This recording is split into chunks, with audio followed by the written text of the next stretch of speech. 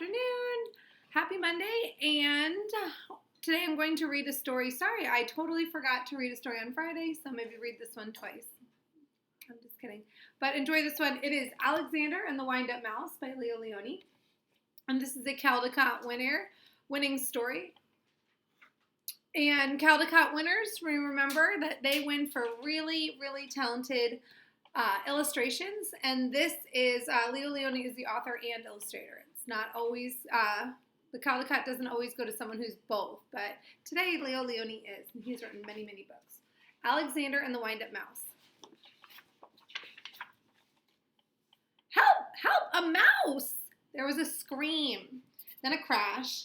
Cups, saucers, and spoons were flying in all directions. Alexander ran for his hole as fast as his little legs would carry him. All Alexander wanted was a few crumbs, and yet every time they saw him, they would scream for help or chase him with a broom. One day, when there was no one in the house, Alexander heard a squeak in Annie's room. He sneaked in, and what did he see? Another mouse. But not an ordinary mouse like himself. Instead of legs, it had two little wheels, and on its back there was a key. "Who are you?" asked Alexander. "I am Willie the Wind-Up Mouse, Annie's favorite toy. They wind me to make me run around in circles. They cuddle me, and at night I sleep on a soft white pillow between the doll and a woolly teddy bear. Everyone loves me." "They don't much care for me," said Alexander sadly, but he was happy to have found a friend. "Let's go to the kitchen and look for crumbs," he said. "Oh, I can't," said Willie. "I can only move when they wind me, but I don't mind because everyone loves me." Alexander, too, came to love Willie. He went to visit him whenever he could. He told him of his adventures with brooms, flying saucers, and mouse traps. Willie talked about the penguin, the woolly bear, and mostly about Annie. The two friends spent many happy hours together. But when he was alone in the dark of his hideout, Alexander thought of Willie with envy. "Ah," he sighed, "why can't I be a wind-up mouse like Willie and be cuddled and loved?"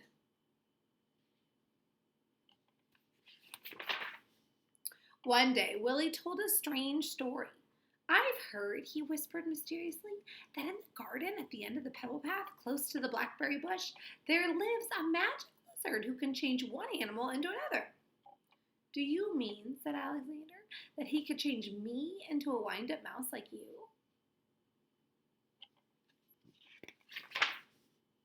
That very afternoon, Alexander went into the garden and ran to the end of the path.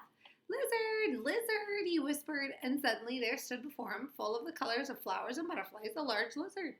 "Is it true that you could change me into a wind-up mouse?" asked Alexander in a quivering voice. "When the moon is round," said the lizard, "bring me a purple pebble." For days and days, Alexander searched the garden for a purple pebble in vain. He found yellow pebbles and blue pebbles and green pebbles, but not one tiny purple pebble. At last, tired and hungry, he returned to the house. In a corner of the pantry, he saw a box full of old toys, and there, between blocks and broken dolls, was Willie. "What happened?" said Alexander, surprised. Willie told him a sad story. It had been Annie's birthday. There had been a party, and everyone had brought a gift. The next day, Willie sighed. "Many of the old toys were dumped in this box. We all will be thrown away." Alexander was almost in tears. "Poor, poor Willie," he thought. But then suddenly something caught his eye. Could it really be? Yes, it was. It was a little purple pebble. Excuse me. All excited, he ran to the garden, the precious pebble tight in his arms. There was a full moon. Out of breath, Alexander stopped near the blackberry bush. "Lizard, lizard, in the bush," he called quickly. The leaves rustled, and there stood the lizard. "The moon is round, the pebble found," said the lizard. "Who or what do you wish to be?" "I want to be—" Alexander stopped. Then suddenly he said, "Lizard, lizard, will you change Willie into a mouse like me?" The lizard blinked. There was a blinding light, and then all was quiet, and the purple pebble was gone. Alexander ran back to the house as fast as he could.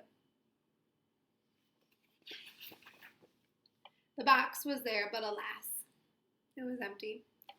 Too late, he thought, and with a heavy heart, he went back to his hole in the baseboard. Something squeaked. Cautiously, Alexander moved closer to the hole. There was a mouse inside. "Who are you?" said Alexander, a little frightened. "My name is Willie," said the mouse. "Willie!" cried Alexander. The lizard did it!" And he hugged Willie, and they ran down to the garden path, and there they danced until dawn. The end. Alrighty. Have a great rest of your week. I hope you guys are working hard, and I will see you guys on Wednesday.